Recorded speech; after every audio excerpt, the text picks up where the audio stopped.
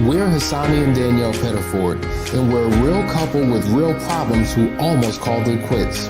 I was very frustrated. I became very disconnected, very jaded and cold.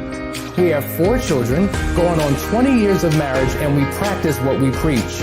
Our mission, to change the way couples relate to one another and teach them the skills needed to improve the quality of their relationships. This is the Couples Academy Show. Hey, good morning. You are watching the Couples Academy Show. My name is Lakeisha Hines, and I have Joel Smith and Janella Bradley with me. As you can see, the ladies are running the show this morning, okay? Listen, I know y'all used to that chocolate debonair bald head man on here. I know you used to seeing him. Well, guess what? He and his beautiful queen are celebrating their 20th wedding anniversary today. Isn't that insane? 20 years of having to deal with Hassani. I'm just kidding. You guys, wish them a happy anniversary today. We are so excited, so happy for them. They are on an airplane right now going to a beautiful destination. They can share their business with you if they want to, but they're getting ready to enjoy their 20th wedding anniversary. So that's why Hassani's not here today. And so we are 3 of his Avengers, and we are here to talk to you guys today about sexless marriages. This is a really important topic. I'm sure you know it's extremely important to me. So I'm excited. I'm looking forward to having this conversation with you guys. And yeah, we're just looking forward to being able to hopefully give you guys some insight and just get a deeper understanding of how important sex is in your relationship. Excuse me. So I want to start it off with just discussing some reasons why people might have a sexless marriage. All of this may not apply to you, so if it doesn't, that's okay. But I'm sure that there's something, if you are having a sexless marriage, I'm sure there's something we'll touch on today that will speak to your situation. Feel free to drop your comments. Let us know where you're streaming from.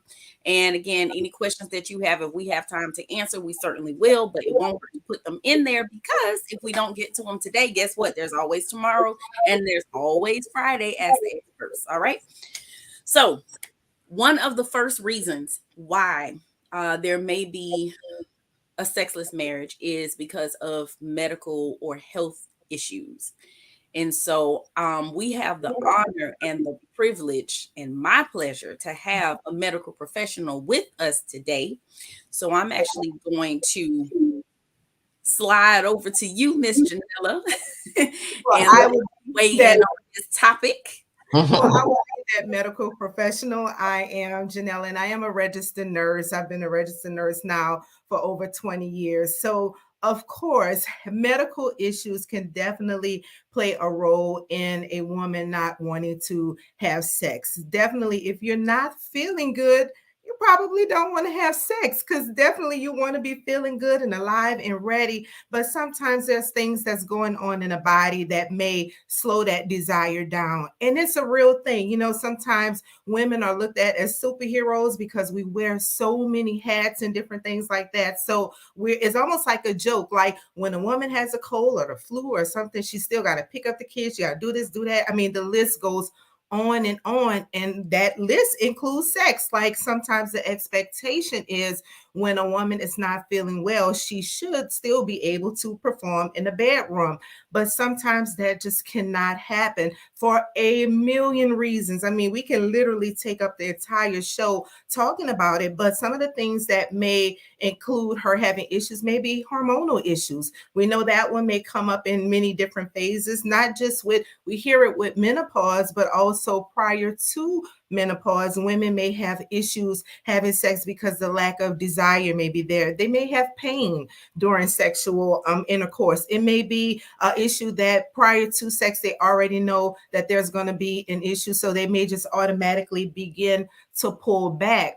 And when we're thinking about medical issues, sometimes we just assume that something is going on and we haven't even checked it out with a medical provider. So you're all worked up in your head. You don't even have the desire. So it's just like a snowball effect. So if there is a medical issue or you believe one, please check with your medical provider to, one, verify that it's there. And then there may be things that actually can be put in place to change this around, turn this around, and it won't even be an issue for you. And I know we all can attest to pregnancy here. We all have children. Every last one of us that you see have children. So we know, like, during pregnancy, sometimes some women have a very high desire, and that would be great. But then there's the other side that do not, because of the hormonal changes that are going on in the body, and the desire is just not there. The libido is low. I mean, it's just not going to happen. So those are some of the things with medical that women can experience that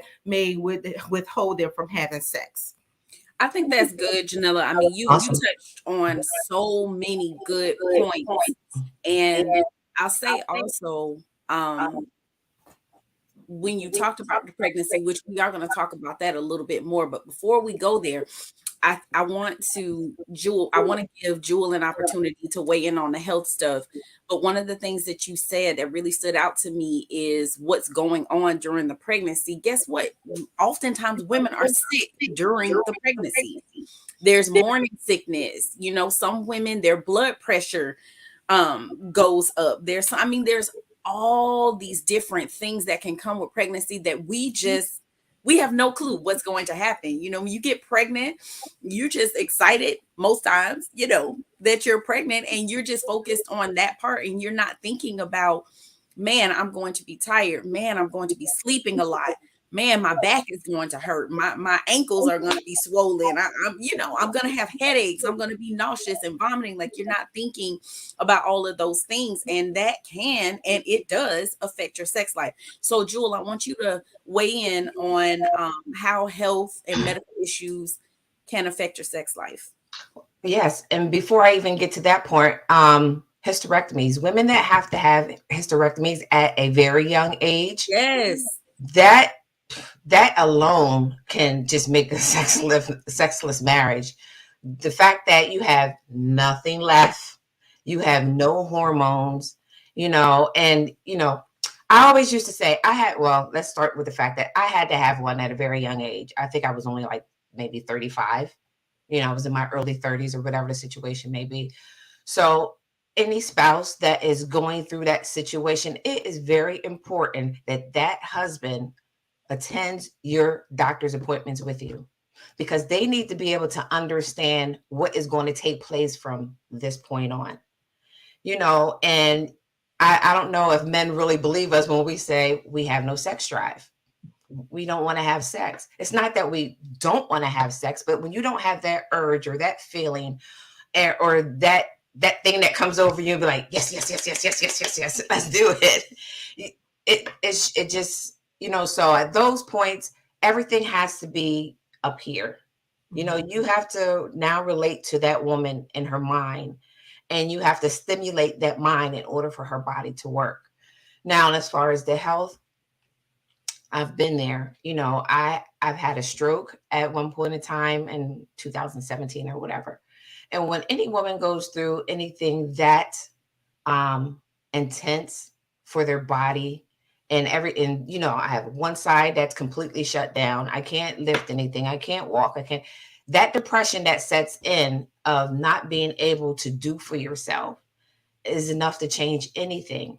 You go from being so independent to now having to depend on someone. And there's no time frame, and unfortunately, your spouse thinks, okay, 6 months is going by, we should be good. That's not the case. A month, 2 months can go by, 6 months can go by, a year could go by. There's no time frame of those things. So it's very important, just like Janella said, is when you are seeking professional help from a physician, both parties need to be present so that there's understanding on both sides on what is going to transpire from this point on.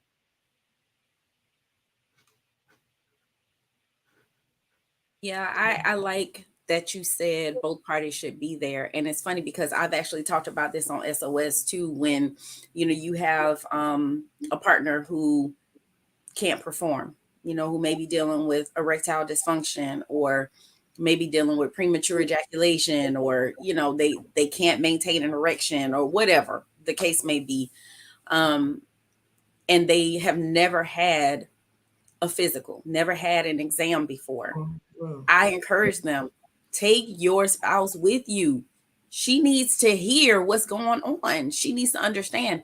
And also, she can ask questions, because oftentimes the wife has a question, she doesn't know how to ask, her spouse. She doesn't want to make him feel bad.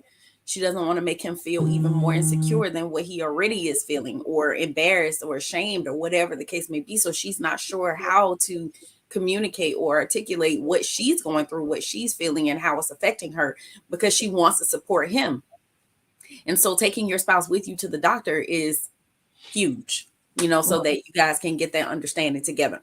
All right. So there are 10 pregnancies / babies between the three of us. Oh no, is it 11? 11. So we know just a little bit about childbirth. So Janella, you started to segue into how childbirth can affect your sex life. So I'm going to pass it back to you for you to go ahead and expound on that, educate the people. Yes. Okay. Pregnancy is beautiful in itself. I mean, we don't want to act like it's a huge plague, because I think I've seen somewhere in the comments someone say they're trying to avoid it. But actually, pregnancy is so beautiful, and that's how you got here. So, it's something that is needed so we can continue to procreate and have people on this earth. So, but during the time of pregnancy, a woman really just do not know how her body is going to respond. And I could tell you, if you ask each one of us, we will say that each pregnancy was different. So you don't know what you're going to get until you're there. But one thing for sure is it will not last always, whatever side of the spectrum you're on. So if you're having problems with your pregnancy, if you're getting your regular checkups and going to the doctor like you are supposed to, you can address some of the issues that you may be having. And I just love the encouragement of having the spouse there at the doctor's appointments, even during the pregnancy. That's still a good idea, so you can witness and see what's going on. But as far as like the problems that may show up, like we mentioned, high blood pressure and diabetes, things that your spouse or significant other may not have dealt with prior to the pregnancy, can show up in the pregnancy. So now she may have to take her blood sugar on a daily basis. She may even have to start taking insulin or blood pressure, just medications or aspirins on a daily basis, just different things that may come up that was not there. So what is adding? Probably going to be stressful now, because one, you worrying about the baby that you're carrying. Now you have the health issues. Now you're worrying about your spouse because he's not getting any, or you may not want to give any. So it's a lot of different issues that can show up during the pregnancy. But when you have those open, candid conversations, it can actually maybe lead to some suggestions to help you during those problems if they show up. So things can definitely happen in a pregnancy that may make the wife may not want to perform. But rest assured, if she has a safe delivery, it'll get back to where it used to be. Sometimes you just need a little patience during the process. Yeah, that's good. That's good. And I think about me and like how I was feeling after giving birth. There was only one that was not a C-section. So literally I had 3 C-sections, and that recovery time is ridiculous. I mean, it is insane, that recovery time. And then I just remember just having this wide range of hormones going on, because I was nursing also.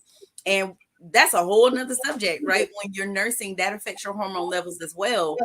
But I mean, it's just one of those things where it's natural, it's a normal thing, and you expect that your spouse is going to be considerate of that process and that healing and recovery time. And, you know, just because the doctor says 6 weeks, like you said, she may not be ready. And so you got to be considerate and thoughtful and patient. And that's a conversation that you guys have to have together. Because is it okay for your spouse to masturbate while you don't want to have sex? Like, are you okay with that? Those are conversations that you guys have to make sure that everybody's getting what they need. Jewel, did you want to chime in there? I was saying that, you know, keep in mind when it comes to this situation this is where communication really has to happen. Not only with your spouse, but you have to be extremely honest with your physician as well, that you have no sex drive and it's been going on for a period of time, because it may just be the medication that you're on. It may be just them changing some, you know, medications that you're taking, or taking you off some, or adding something more natural, you know. So there is a conversation to be had. And do not think that your spouse understands. He is not a woman. He has no clue what's going on in your body. Yes, we can say, well, he should know. I just had a baby. I'm not feeling this. No, he should not know. He should not know. That's why it's important that they go to the doctors with you, so that he does have a better understanding. But you have to communicate to your spouse, you know, this is why I'm unable to have sex. This is how I feel. And this is how it makes me feel when you keep coming at me, you know, to have sex. It's not that I don't love you. It's not that I don't want to be with you. Right now, I'm hurting. I'm in pain. You know, I feel this way. I feel that way. You have to kind of over communicate your feelings and your emotion and what's going on, so that they understand, opposed to, didn't I just say I'm not wanting to do it? Or can't you? I just had a baby. Yeah. And to your point, pressure sex is not popping. Okay. Pressure sex is not where it's at. This is not a type of sex you want to be trying to have. Okay.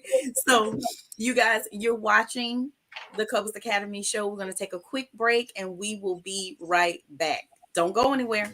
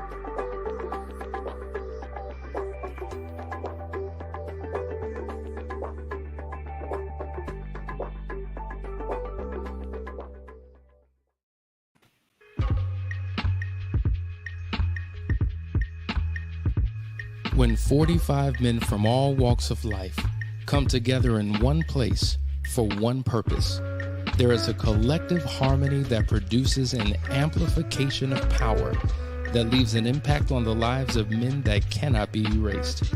A fraternity of legendary men, all at the tipping point, on the precipice of greatness, meeting for one weekend to turn their worlds inside out. For the first time ever, the Foundry experience. Not an event, not a seminar or retreat, but an opportunity to come face to face with the man you were always destined to be. If you want a life that's better than the one that you are living, meet us January 2023 for the Foundry experience.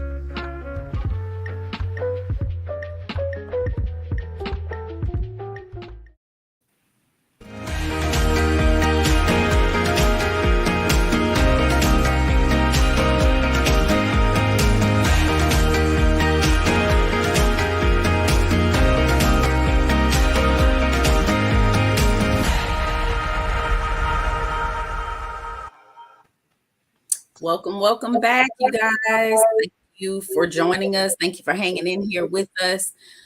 We are talking about how sexless marriages contribute to infidelity. But I need to shout out the people. Hello, Mr. Ben Faithful. Team Smith in the house. What's up, my brother Gonzalez? Drew, you want to say hey to your boo? Daryl, JJ, Christina, Sandy, the Rue Life International Show. Okay, I see you. Tamika, Scott, JJ, Marilyn, Kenny, Poppet, A. That's it. One letter. A. Dark Knight K. Denise Hastings, JD Pruitt, Tori. Welcome. Thanks for watching, you guys. We appreciate it. So again, we were talking about reasons why there are often sexless marriages, and we were talking about health and medical issues, and we're talking about childbirth and how that can affect your sex life. And so leading into that, kids, how many times have you been about to get to know your spouse and you heard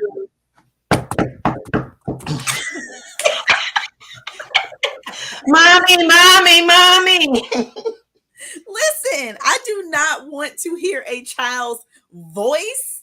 I don't want to smell you. I don't want to see you. I don't want to hear you. Nothing when I'm about to engage in some fellowship with my husband. How many times has that happened? So kids, all the time I say, man, I love them. They're beautiful, like you said, Janella, but they are blockers. That is what they are. They prevent us from having a good time. So one of the things that we have to do, obviously, when they're infants and they're babies and they're toddlers, and you're in that stage of trying to train them and getting them to sleep through the night, and all of those phases and stages that we go through, once they get older, it's easier because you can set those boundaries where it's like, listen, if the house is not burning down, if you're not bleeding, something not broke, it can wait. It can totally wait. Do not come in here. Do not bother us. Okay. We're having mommy, daddy, grown-up time. So what say you, Janella? Because you got a little one. Yes, a little one right now. So the good thing about Roland and I, we waited 7 years before we had our first child. So we got to experience the freedom for a long time without having kids. So we know what that's like. So we didn't get married and then just start popping out kids. We waited some time. So we're a little patient with them because we know that, we'll get back to business at some point. But yes, we do have small kids. Our oldest son is 12. And I was surprised, blessing from the Lord, is 2 years old. So life is fun. And we have a 6-year-old too. So it's like those kids have like antennas, like they can sense. Mommy and daddy might, it's like everybody has a need. And we're like, no, we have a need. So we definitely have to work around them. And we have become very, very creative because we are not trying to lack. We're not trying to create any issues, but those little critters will show up. At them, and then trying to get, please, if they're not sleeping in your bed, if you have small kids, do not start it. Please. Yes. It will be a long time before you can get them out. So if you haven't started it, do not allow those kids to sleep in your bed because they think that your bed is heaven sent and they will want to be there all the time. So please do not start that. But if you are dealing with that, you have to come up with a plan to get those kids out your bed and out your room. Preach. include. You know, you have to create that space for you and your husband that do not include the kids. Yes, you still love them. Yes, you still care. Yes, you're a great mommy, and you can be a great mommy while they sleep in the other room, because you don't want the kids to be the reason that you and your husband are not taking care of each other's needs. Ain't nothing else to say. As soon as you said, I was ready to say, don't put them babies in them bed. Don't put them in the bed. My children never slept in my bed. I don't care how many times I had to get up and go check on them in their cribs. You was not getting in my bed. You know, and it is. They get so used to, you know, cuddling up with mommy and daddy. And then when you are ready for them to go out, they're not ready to go out. And, you know, at first, you know, everybody's all cuddling, mommy and daddy's all comfortable with it and happy. And then all of a sudden, mommy or daddy wants mommy or daddy. And the baby is just like, hello, hey, I'm right here. So don't start it. Don't start it. Don't start it. Yeah. So one more thing I want to talk about, you guys, is how finances affect our bedroom activity. And so, you know, Jewel, you know, I'm about to swing your way on this one. But this is something, let me tell you, my dear aunt, you guys, my auntie said that it is difficult back when she was married, and, you know, she's older now, but she said it's difficult to get stimulated when my bills are not paid. It's hard to focus on sex when we over here trying to salvage what little bit we have. So, Miss Jewel, you want to speak on how finances affect? I'm just tripping off of that comment, because that is, honestly, that is just so true. I mean, if you don't, you and your spouse truly have to communicate about finances, because that is one of the biggest things that will put a wedge between a marriage, is not being on the same accord when it comes to money. And Keisha, I mean, we joke about it, but how do you engage in any type of intimacy when you are laying there thinking about, are the lights going to get shut off? You know, did we pay the mortgage? You know, are we going to have enough money for this? Or you're the budgeter in the house and you're keeping track of everything, and your spouse, whether it's male or female, is at the mall shopping, you know. And for us, we're like, babe, we just wanted to look good for you. And they like, take that back. You know, so sitting down and coming up with a budget and coming up with a plan, one, it starts communication. It starts a line of communication. Two, it will relieve the pressure on both of you to know where you are financially. And it will allow, when you guys have that intimate time where there's not that stress hanging over you of how things are going to be taken care of. You know, not knowing if you're going to have a roof over your head is enough to take any mood away. Absolutely, 100%. And I'm telling you, it's already difficult for women many times to focus anyway during sex, because our minds are always racing. You know, we're always thinking about what we need to do, what we have going on. We have these checklists, you know, we have all this stuff that we have to do. So we already struggle, excuse me, anyway, with, you know, trying to keep a clear mind and making sure that we're staying present and focused in the moment. So when you're having financial difficulty, honey, it's hard. It's hard to stay focused. So I do want to get to some of you guys' comments and questions, because you took the time to write them. So let me see, who was that? Somebody asked a question, which was a very good question. Mr. Scott, what would you verify as a sexless marriage? And so, Mr. Scott, what a sexless marriage is one that obviously you're not having sex, or you're not engaging in any type of sexual activity. That's the definition. You're not engaging in any type of sexual activity, or you're having minimal sexual encounters.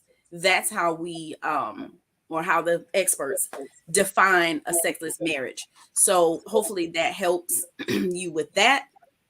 Mr. Ben, good morning from Tennessee. Preach. Okay, you like this topic, Mr. Ben. Yes, Ben. He says sex is energy to men. We didn't forsake all others to get none. Quality matters also. Say it's out of duty or participate like that, and you're speaking death into your marriage. Act like you appreciate forsaking all others, or there will be a vulnerability for others. As an unfaithful, wholeheartedly agree. Desire is sexy, obligation is not. Rant over. Then he says, please make sure to like, share, and subscribe. This episode needs to be spread. So y'all do that. People who watching, y'all like, share, and subscribe. That's y'all job to do. But Mr. B, and everything you said is absolutely right. You know, we do. I understand, especially since, you know, this is what I've studied. I understand that sex is energy to men, and it's extremely important for you guys. And I think tomorrow there will be a part 2 of this, and we'll talk about why sex is so important to men. So I think that'll be a good segue into that for tomorrow when we continue this discussion. Hey, Daryl, he said these are running things I see. That's right. Yes, we are, sir. Yes, we are. All right. Do we have any? Oh, okay. Why I avoid pregnancy like the plague is rushing with a woman, nature's cruel. Listen, there are things you can do to prevent pregnancy. That's on you. All right. A says it's really hard to have sex with my husband after the affair. It's going on a year, but I still think about the affair. All right, ladies, one of you want to speak to this? I definitely understand where she's coming from on this one. I think. Oh, am I muted? Yes. First of all, you and your husband really need to make sure you are communicating about this topic, because, you know, you said it's been a year and a half. So I don't know if you guys have had any counseling. So you definitely want to seek that counseling. But I also would say is if you are still struggling with visuals or just not being able to, you know, be intimate with your husband mentally, physically, emotionally, because you're still focused on his affair partner, you need to come up with some ways to, how do you rectify that? You know, what could you, you know, it's been a while, you know, what work are you doing to change that vision in your mind? Is he showing up the right way? Are you showing up the right? There's so many different things that could be, you know, a scenario in this situation. Been there, done that. But one of the things that I had to do was I had to start focusing on more positive things. When those thoughts would come to mind, I had to be the one to shut them down. I had to be the one to say, okay, I'm not doing this. My objective is to move forward and not stay stuck. So I had to intentionally keep putting other things in my mind. As soon as they pop up, it's just like I had to say, okay, I'm choosing to stay in this marriage. So now I have to choose to get rid of some of these things that's in my head and not allow them to consume me. Yeah, that's good, Joel. Really, really good. And, you know, there is roles and responsibilities on both sides. And you've been seeing that schedule a discovery call pop up on this screen.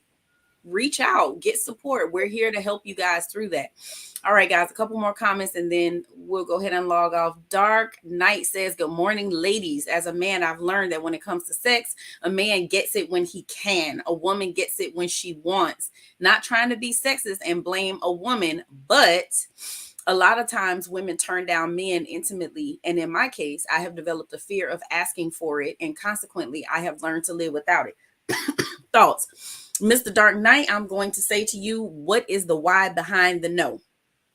And so there may be something there that can help you. I don't know if you've had conversations with your partner or spouse to ask why you're being turned down. I understand that fear of rejection after you've been rejected so many times. Yes, it does make you uncomfortable with continuing to ask for it. But what is her why? Why is she saying no? to sex. Usually it's because of a pretty significant reason. I don't know your situation, but again, we're here to help you with that. Definitely, I'm here to help you. You better start watching SOS Tuesday nights at 9 p.m. Let me get you some assistance, my brother. Denise, hormonal changes are tough. Sometimes you feel like your body is not your own. Having a spouse not understand that or sensitive to that can cause a deeper connect. You want to speak to her, Janella? Yes, and that is so key. We have been talking about communication, and even in that area, you have to keep communicating and have him go with you to your doctor's appointment. We said that earlier. That is so important. So they can't hear it from you, but they may be able to hear it from someone else. And sometimes just learning more about it may help, but sometimes the person they're just insensitive, and we have to work on that. There are roles that each of us have to play in that. So if your spouse have an issue, you have an issue, and it's important that you have a common ground and try to find a way to resolve that. And them understanding what is happening and having that sensitivity can possibly bridge that gap that's happening in that area. So And Janella, let me add on there real quick. If he cannot make it to your doctor's appointment, YouTube. Go on YouTube, whatever the illness situation is, pull it up, let him watch the documentaries, let him watch the surgeries, let him watch whatever it is for him to get a clear understanding on what you're going through.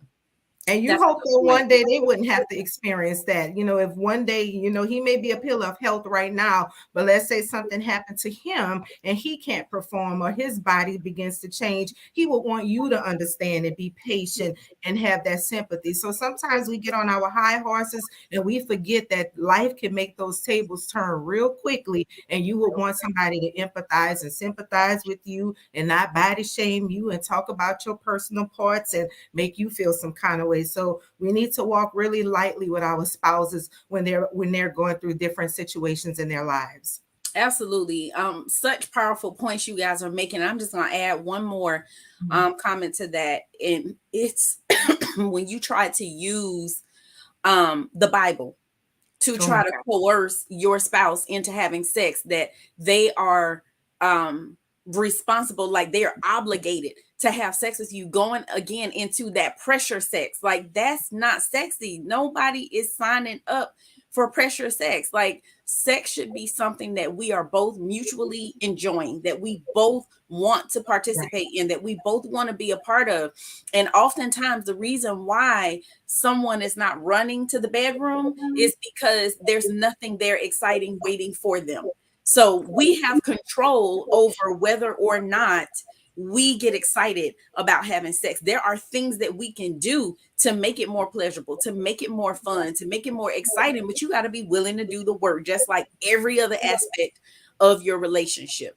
So anyway, you guys are watching the Couples Academy show. I'm so thankful I got to party and play around with my sisters today. We hope you guys got some information, some good information. And as Mr. Smith said, please like, share, and subscribe. We will be back here tomorrow. Probably not the three of us, but somebody will be here tomorrow. Hassani will be back, I think. And so we'll be right here at our normal time tomorrow. So make sure you guys tune in. Watch Before I Do. If you are single, watch Before I Do tonight at 9:30. It's 9:30. 9:30 p.m. Make sure you tune in. If you are single, thinking about being married, even if you are married, there's still something you can learn, because it may be something that you missed. So make sure you tune into that. So thank you guys. Have a wonderful day. Happy hump day. And we'll see you tomorrow. Bye.